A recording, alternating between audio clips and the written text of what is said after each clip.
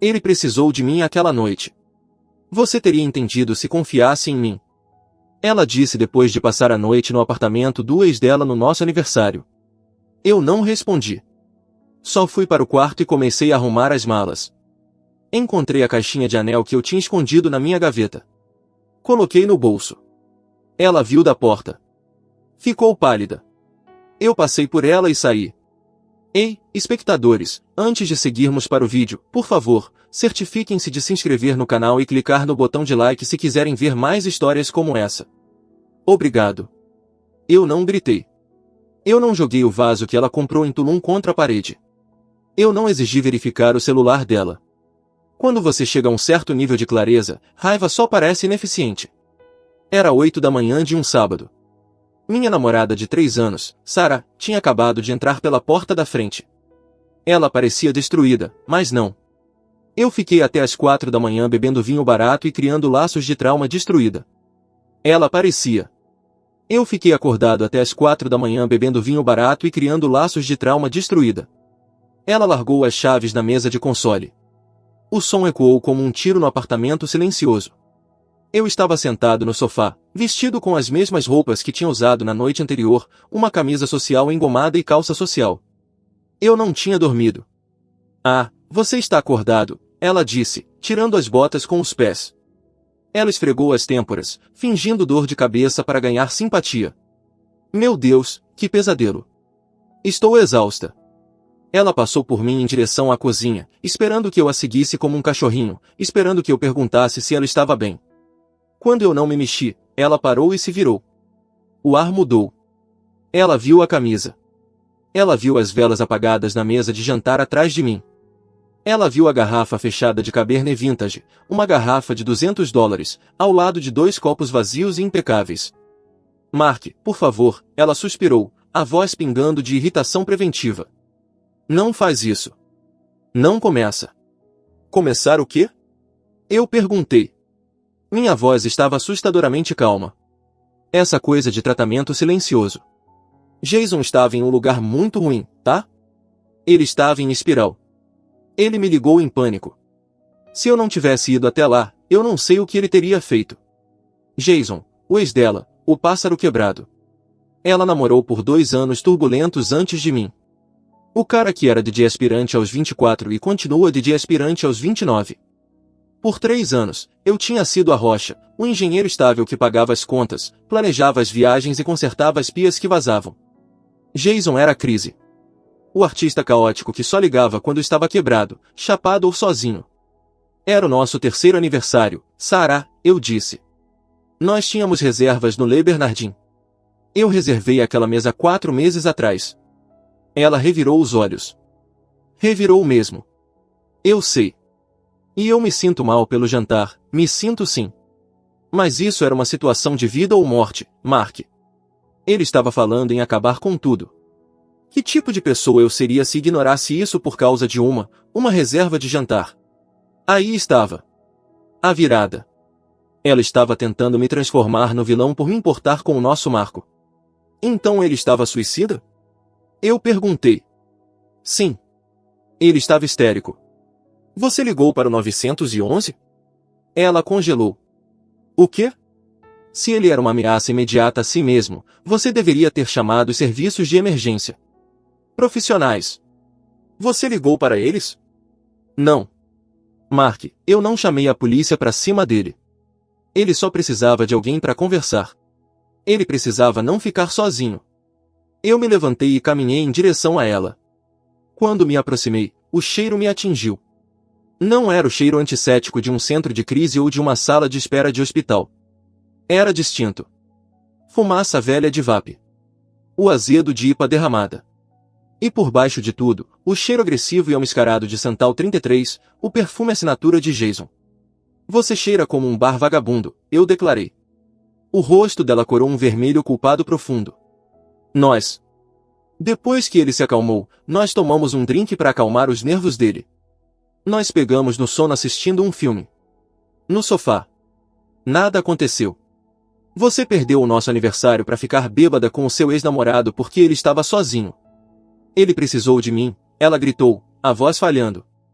Meu Deus, Você é tão inseguro. Você não consegue lidar com o fato de que eu me importo com as pessoas? Você teria entendido se realmente confiasse em mim em vez de ser tão ciumento. Aquela frase quebrou tudo. Você teria entendido se confiasse em mim. Eu olhei para ela. Olhei mesmo para ela. Eu vi o borrado de delineador que ela não tinha lavado. Eu vi a defensividade na postura dela. Ela não estava arrependida. Ela se sentia no direito da minha paciência. Ela se sentia no direito da minha estabilidade enquanto tirava o fixe emocional do caos do passado dela. Ela queria bancar a enfermeira para um homem que se recusava a crescer, e queria que eu pagasse a conta do apartamento para onde ela voltava para casa. Eu não disse mais nenhuma palavra. Eu me virei, passei por ela e fui para o quarto. Mark? Mark, aonde você vai? Você está indo embora de mim? Ela me seguiu, a voz subindo de tom. Eu tirei minha mala do topo do armário, joguei na cama, abri o zíper. Meu Deus! Você só pode estar brincando. Ela riu, um som áspero e incrédulo. Você está arrumando mala? Por que eu ajudei um amigo? Você está sendo tão dramático agora. Eu caminhei até a cômoda. Eu abri a gaveta de meias. Mark, para com isso. Fala comigo. Eu alcancei o fundo da gaveta, debaixo das meias grossas de lã que eu usava para a trilha. Meus dedos tocaram um veludo frio e fofinho. Eu tirei a caixinha. Era uma caixinha pequena, azul marinho. Dentro havia uma aliança de platina com um diamante solitário de 1,5 quilate. Eu tinha passado 6 meses economizando para isso. Eu tinha dirigido 2 horas até uma joalheria específica para acertar o corte. Eu ia pedir em casamento na sobremesa ontem à noite. Eu me virei. Sarah estava parada na porta do quarto, mãos nos quadris, pronta para soltar outro discurso sobre minha falta de empatia. Então ela olhou para minha mão. A boca dela estava aberta, no meio da frase, mas o som morreu na garganta. Os olhos dela se arregalaram. O rosto dela não só ficou pálido, ficou cinza. As mãos dela caíram dos quadris para os lados, moles. A arrogância sumiu, substituída por uma clareza repentina e horrível. Ela olhou para a caixinha. Depois olhou para a mala. Depois olhou para mim. Mark. Ela sussurrou. A palavra saiu como um engasgo. É isso? Você ia? Eu não respondi. Eu não abri a caixinha para mostrar o anel que ela perdeu. Ela não merecia ver o brilho. Eu simplesmente coloquei a caixinha no bolso.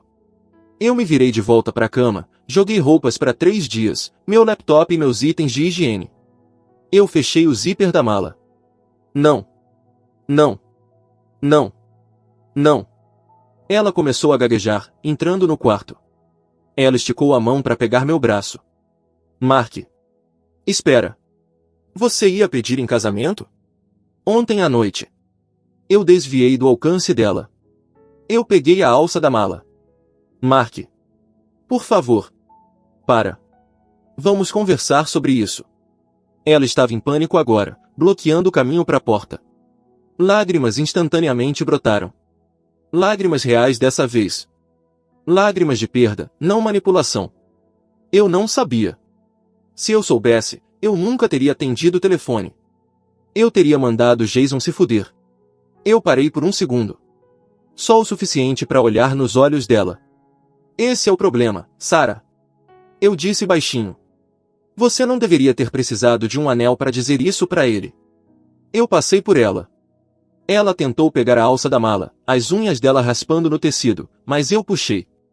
Eu caminhei pelo corredor, os passos dela batendo pesado atrás de mim. Você não pode simplesmente ir embora. Nós moramos juntos. Mark. Eu te amo. Eu abri a porta da frente. Mark.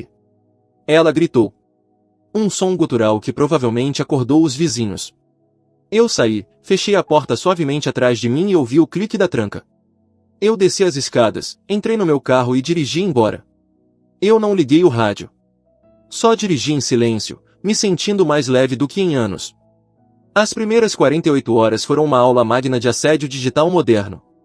Eu tinha me hospedado em um hotel médio, sem glamour, a uns 20 minutos do meu escritório. Não era glamouroso, mas era quieto. Eu sentei na cama dura, olhando meu celular vibrar na mesinha de cabeceira, dançando em direção à borda como um besouro suicida. Sarah.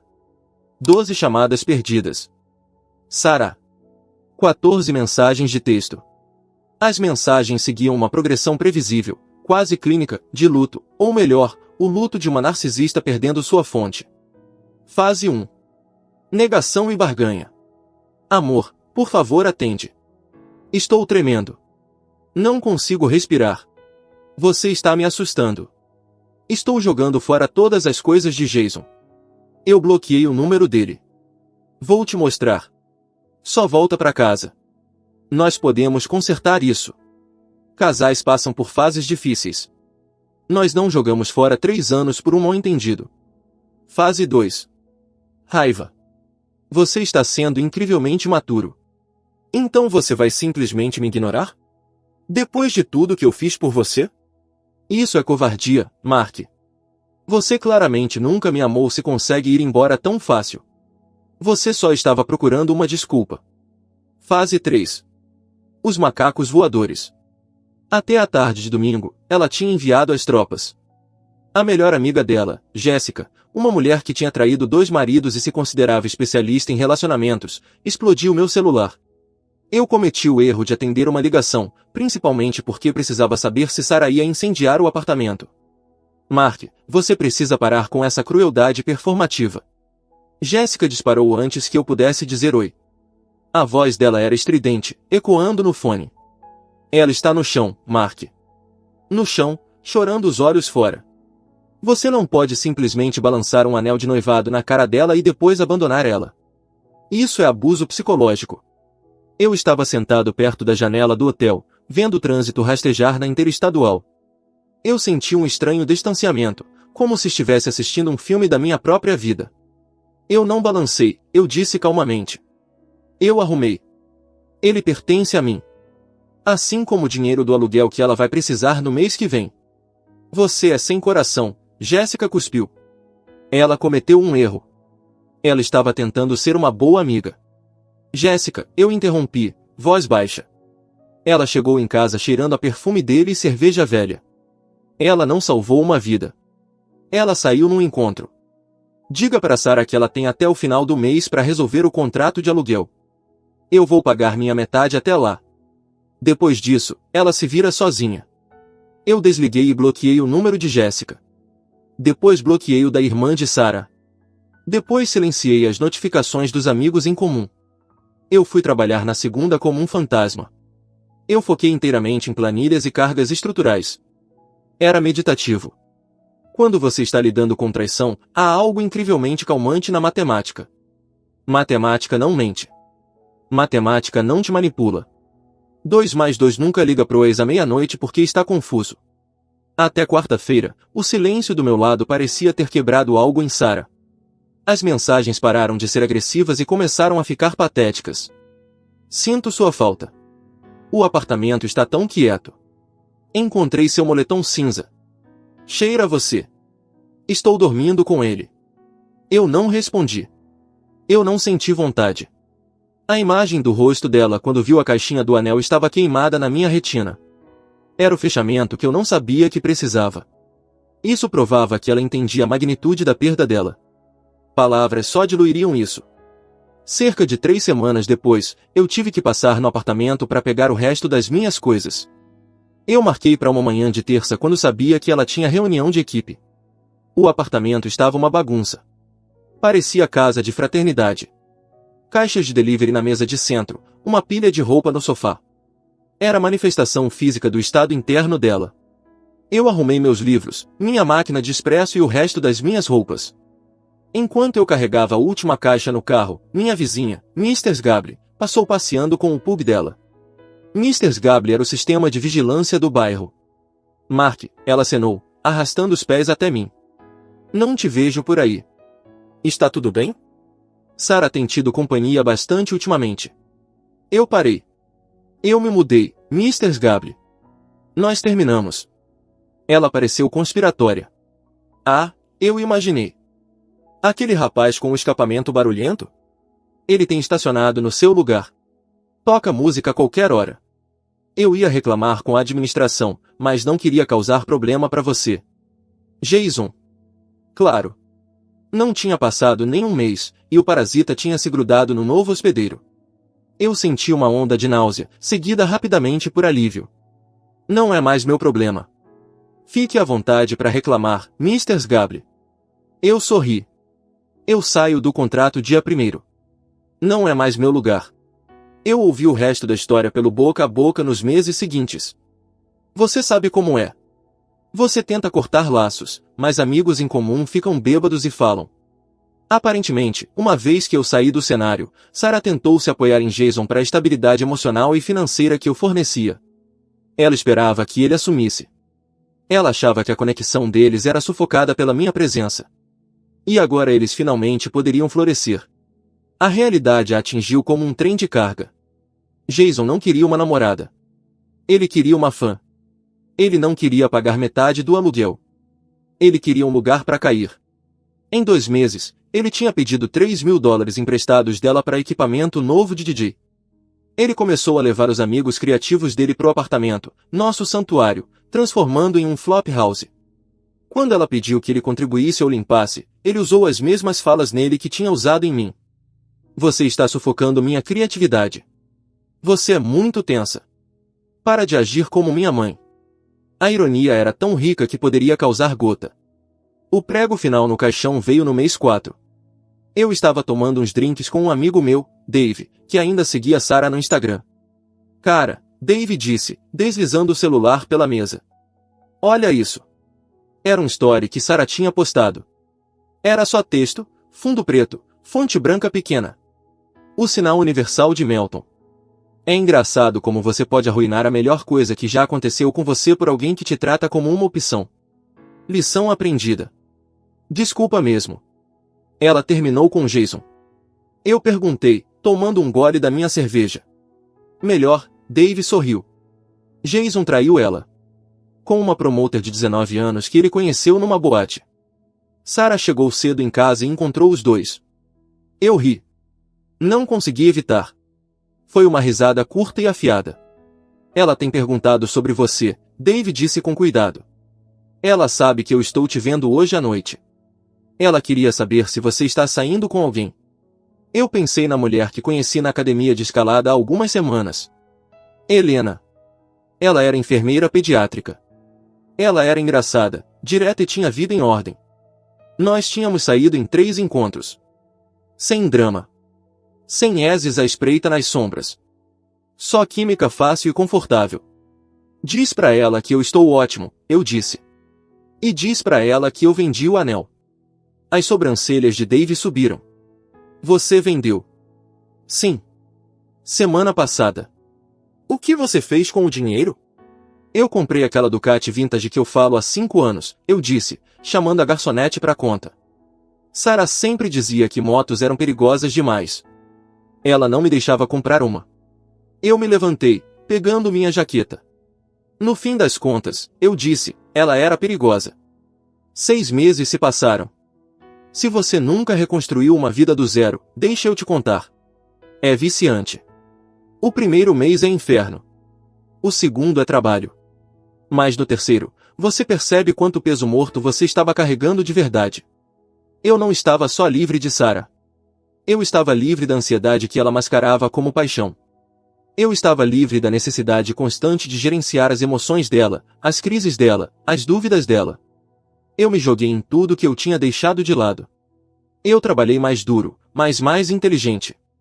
Eu ganhei uma promoção para gerente sênior de projetos, que veio com um aumento significativo. Eu levei a Ducati em viagens de fim de semana pela costa, sentindo o vento passar por mim. Limpando as últimas teias de aranha do passado. E eu comecei a namorar Helena de verdade. Era diferente. Quieto. Quando Helena tinha um dia ruim no hospital, ela não explodia ou sumia. Ela me contava. Nós pedíamos comida tailandesa e assistíamos filmes ruins de ficção científica. Não havia jogos. Não havia testes de lealdade. Só 2 adultos construindo algo sólido. Uma terça-noite, eu estava numa loja de móveis de alto padrão no centro. Eu estava comprando um novo sofá seccional para o meu condomínio. Um lugar que eu comprei com meu próprio dinheiro, decorado com meu próprio gosto. Sem almofadas bege. Sem placas de Live Loud Love. Eu estava testando a firmeza de um sofá de couro cinza carvão quando senti olhos em mim. Os pelos da minha nuca se arrepiaram. É um instinto primal, saber quando você está sendo observado. Eu me virei. Parada perto da entrada, parecendo um fantasma da antiga ela, estava Sarah. Ela parecia diminuída. Essa é a única palavra para isso. Ela estava usando uma calça de yoga velha e um moletom manchado. O cabelo estava preso num coque bagunçado e frenético. Ela parecia cansada, envelhecida 5 anos nos últimos 6 meses. Ela segurava um café gelado barato, e estava me encarando como se eu fosse uma miragem. Eu não entrei em pânico. Eu não senti um pico de adrenalina. Eu só senti tédio. Ela hesitou, depois caminhou até mim. O andar dela era hesitante, faltando aquele andar arrogante que ela tinha antes. Mark, ela disse. A voz dela era pequena. Sarah, eu acenei educadamente. Como você está? Ela piscou, aparentemente desconcertada pela minha calma. Ela esperava raiva, ou talvez saudade. Ela não sabia o que fazer com indiferença. Estou bem, ela mentiu.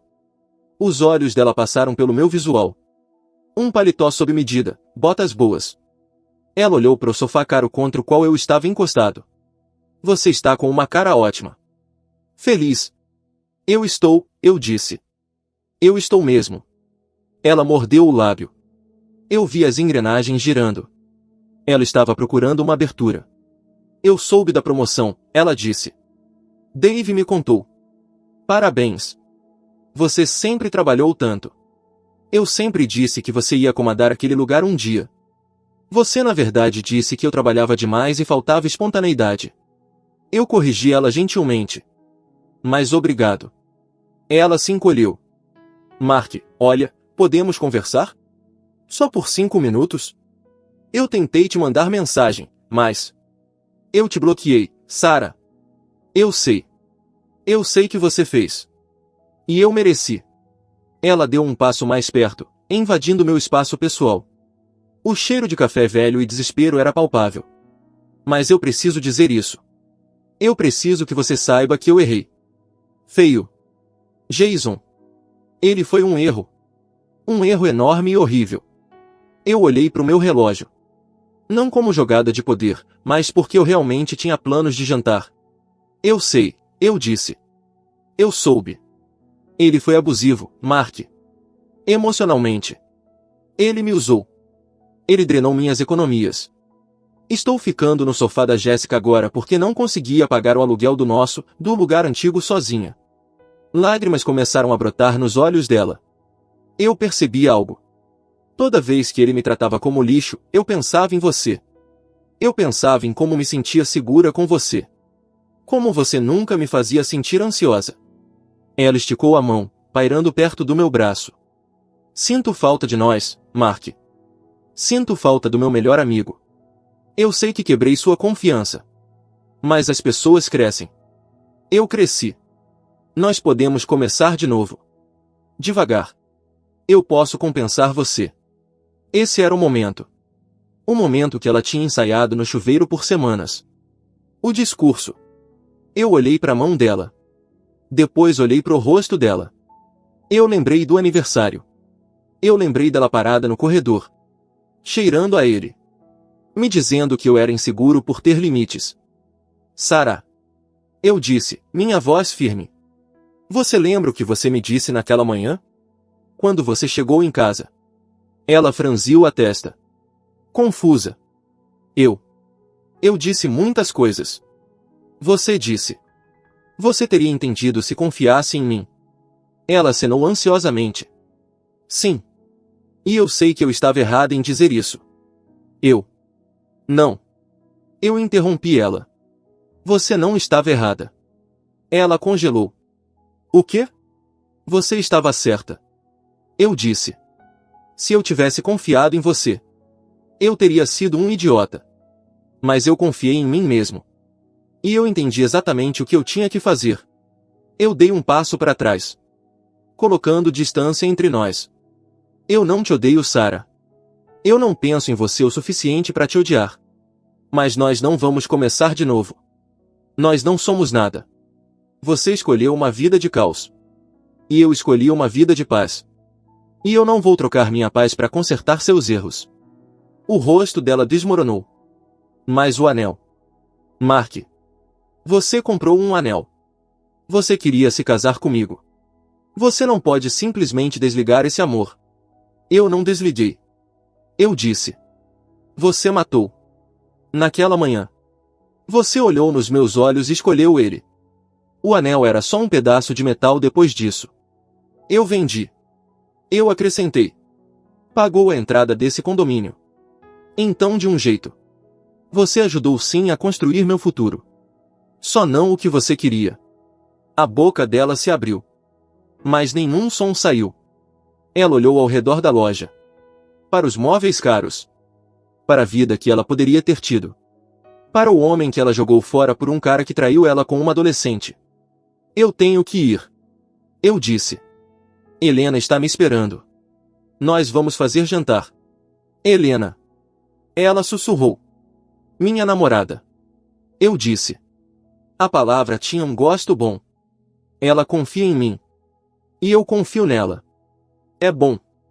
Você deveria tentar algum dia. Eu virei as costas para ela. Eu não esperei resposta. Eu não olhei para trás para ver se ela estava chorando. Eu caminhei em direção à saída. Em direção ao ar fresco da noite. Em direção à minha moto. E em direção a um futuro que finalmente pertencia a mim. Atrás de mim. Na loja. Só havia silêncio. E era lindo. Obrigado por assistir. Certifiquem-se de se inscrever no canal e clicar no botão de like. O que vocês acham dessa história? Compartilhem nos comentários.